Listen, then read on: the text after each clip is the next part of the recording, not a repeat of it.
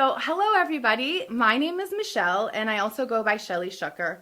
I am a local arts educator here in Albuquerque and I'm really honored to be able to work with Any Given Child and Catharsis Media to bring this lesson to you today. So I just want to talk before we get started a little bit about what we're all going through.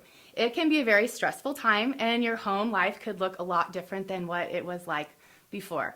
There might be things everywhere, Legos on the table, all of your parents are all together with your siblings, and so we have less space sometimes and just feels a little bit different and uncomfortable. Hopefully though, you're finding things to do to really enjoy each other, and this is a great way that we can work together with our family, with our brothers and sisters, aunts and uncles, whoever might be in your house right now, helping you get through the day and finding creative outlets.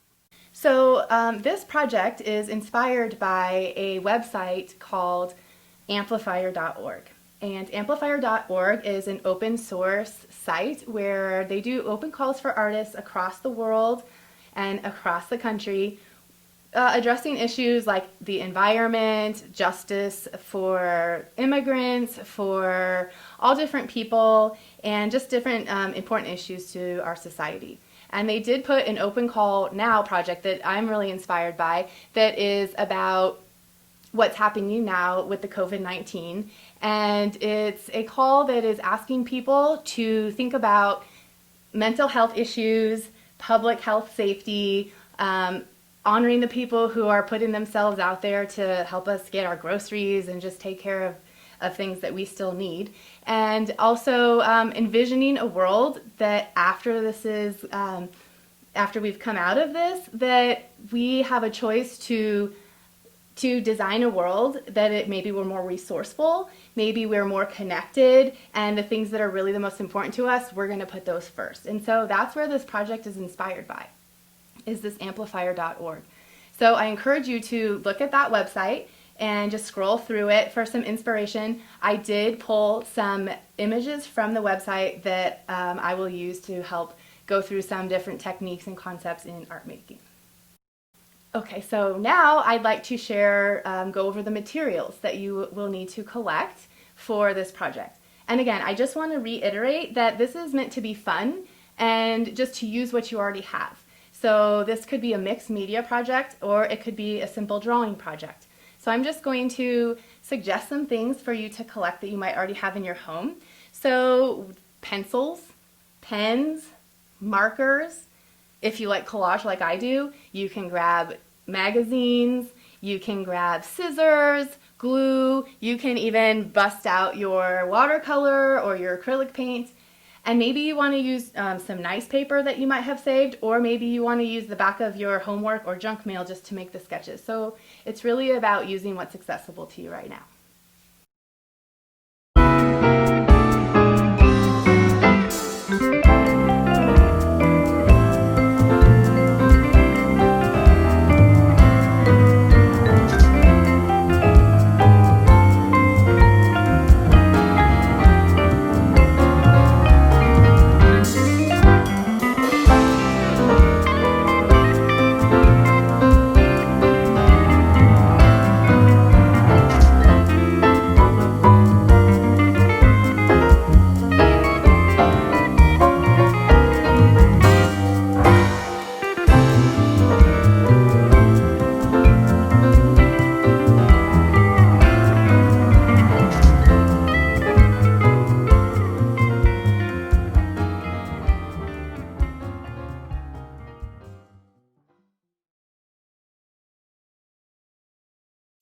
Okay, so before we get started looking at some of these images and getting started with our project, let's just get comfortable in our body and make some space for our creativity to come through. So if you can stand up, just go ahead and stand up, or if you're seated, just put your feet flat on the ground and soften your knees a little bit, and we're just going to roll our shoulders back. And as you're rolling your shoulders back, just start breathing in through your nose, and I like a big sigh or exhale out the mouth. You can do that anytime throughout the day. A few more times. Let's inhale. Exhale. And you can get your hands into it, your arms. And maybe you swing around a little bit. But we're just getting loose in our body and letting go of tension. And so now we're going to look at some of these images from the amplifier.org project. We're going to talk about some art concepts. So this first image has to do with looking at the symbol. The symbol that we're looking at here is a hotel sign. Usually a hotel would say, come on in, trying to get us to travel and move around. Well, now the hotel sign is saying, stay home. So this is a cool way to think about using symbols. Also, the composition is very frontal and centered. So this is another concept of design to get people to really look at your message. When we're making posters, we're thinking about an audience. We're trying to captivate them and tell them a message. And then finally on this image, we're looking at contrast. You can see that the background is pale and the foreground, this sign in the front, is popping out because of that dark blue. And as you see, there's the names of the artists underneath each poster. So just giving a shout out to these artists that have spent their time making this art. So this next image is a hand, which is a very, again, recognizable common symbol. And you can see that the text is all inside of the palm. So that's a really interesting thing to think about. If you're going to put text in your poster, are you going to put it around the frame? Maybe you're going to put it inside of the image that you've chosen.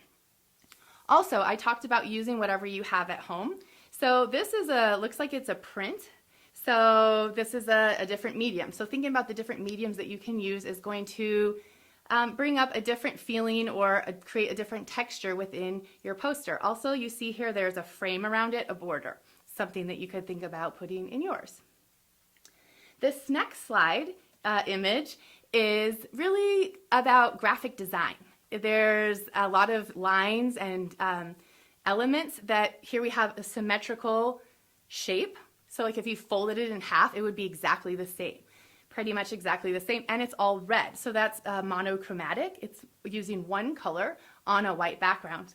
And then as I mentioned, there's a lot of pattern, and there's nothing really recognizable. Maybe the center kind of looks like an eye, but the rest of it is just design and pattern. And it's saying stay kind. And then another tag at the bottom. So just thinking about the way the text and the image is in relation with each other. This one is super cool to us because this is an artist who actually lives in Albuquerque. And she has a sense of cultural identity there. So you can maybe think, oh, this person is from the Southwest.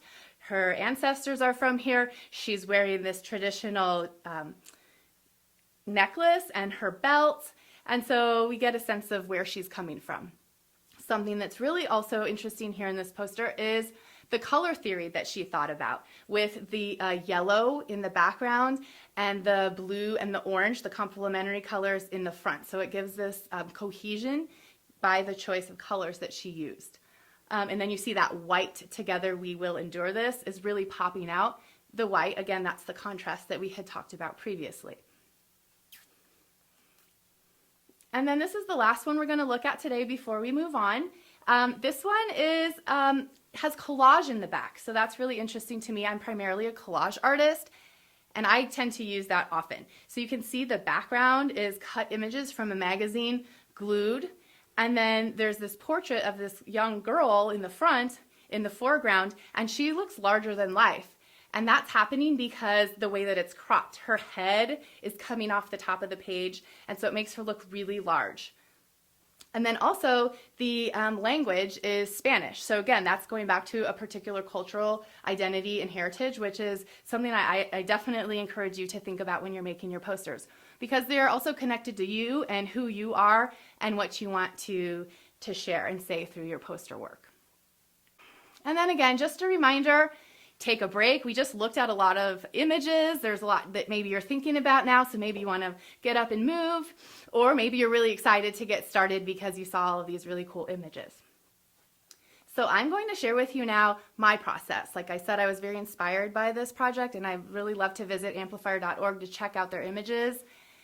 So I'm just going to show how I first started by generating, brainstorming words.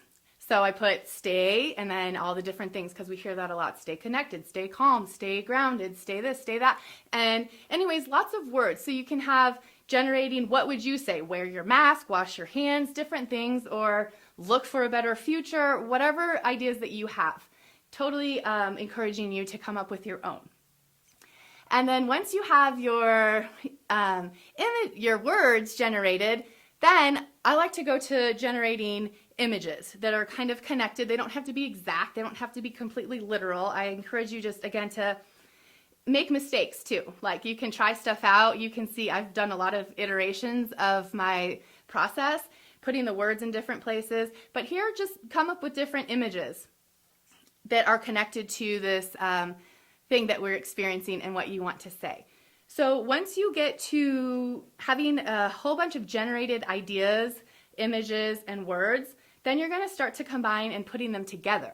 This would be something like a thumbnail sketch or a couple different sketches. So that's why if you have homework, like old homework or office paper, whatever, junk mail stuff, you can use those kind of things to just draw on the back of them. And you can even save some of those and cut them out and glue them into your final piece. So just being really resourceful and having a good time. So once you have kind of your direction and your focus, you can start thinking about background. You can think about just smaller elements that might bring the images and the text together. Another thing you might want to do is to just decide, maybe play around with where you want to have your text. Like the one that had the hand, the text was inside the hand. Some of the text is being used as frame, going up and down the sides of it. And again, just feel like you can just practice and have fun using different pieces of paper, moving it around. As you can see, I probably did 15 different sketches before I decided what direction I was going to go. And so through my process, I decided to use the word ground yourself, and I really liked the feet. The ground yourself, I thought it was pretty clever because I don't know about you, but I got in a little bit of trouble here and there when I was younger, and so I would get grounded, which meant I had to stay home, and which is what we're being asked to do right now. But also, I'm a total nature girl, and so grounding myself in the earth and going outside is also like, okay, grounding myself and staying connected and staying calm and just being rejuvenated by the earth. So I really like that combination. So again, I encourage you to think about something that resonates with you, and then your artwork will have that much more meaning and power for other people, hopefully. And so I started out by just sketching, and then I moved to watercolor, and I was happy with that. So if you do a simple, it can only take 20 minutes if you would like it to. So you could stop there, or you can take it even further into like a final, kind of more polished piece is what I did. And I have to tell you something too, is that I found a piece of wood. My friends and I do collaborations a lot, and I had this piece of wood that my friend had left that he had stained the back of this wood, and it was just blank. And so when I was looking around for what final material I was going to use, the surface, I saw that and I thought, okay, this is perfect for working on top of. So I actually I painted feet, which was really challenging. That was really hard for me. And I didn't really give up. I just kept trying it, and I got feedback from my family, and they're like, those feet look a little bit weird. Maybe try this and that. And I was like, whatever. It doesn't need to be perfect. I like it. And so I looked at my own feet. I looked at pictures of feet. So whatever it is, if you're trying to draw something that's somewhat representational, look stuff up on the computer or real life and just make sketches of it until you feel like, okay, I got this. So I did that, and then I painted the feet that I was happy with and cut them out and glued them. You might not be able to tell in my final thing, but I glued them on top, and that really helped it stand out. So I was going for that contrast, which was tricky with that background. So, and then I also used an element of collage where the flowers, again, I wanted them to pop out. So I just cut those out of white paper and put dabs of red in the middle of them. And then the text, the ground yourself, was painted with acrylic paint. So I was thinking about the way the materials were working together, the background, and then collaging on top, and then acrylic paint, which is more opaque than, for example, the watercolor that I did my sketches with. It kind of makes it stand on top of all of the rest of the elements. So yeah, I just encourage you, again, to take it to whatever level you want. Maybe you're working with people who are younger than you and they're just doing drawings and sketches, and maybe there's people who want to really take a few days to work on this project. So I just encourage you to take it to whatever feels right for you. Take breaks, come back to it, and maybe not. Just have a good time. If you do get to a point where you feel really good about it, I encourage you to document it, take pictures of it, and share it with other people. Another idea I had about working with this project is even if you don't go and put it all on the, submit it to amplifier.com, you could do a project with your friends virtually where you're each working on a project, this one or a different one, and you photograph them and then you share them with each other and make like a little online gallery on your social media of the art that you've been making.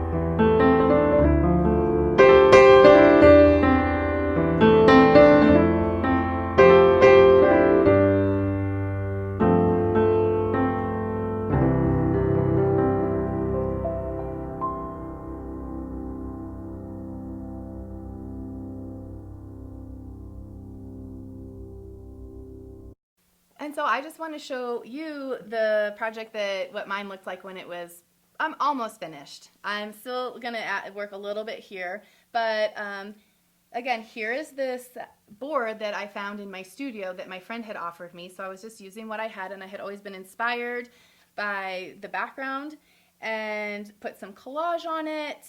And with just the flowers are collage, the feet are actually collage. They painted them and then cut them out and glued them on, and then used the acrylic paint to finish up the font and the text that I had played around with a lot, as you saw in some of the sketches from my process. So I just want to thank you again for taking time to make art. I hope that you have enjoyed it and that you will continue and that you will share your art with the people around you. Maybe take pictures, put it up, and find a sweet spot for it in your home. Thanks again to Any Given Child and Catharsis Media. Have a beautiful day and take care of yourself and stay grounded.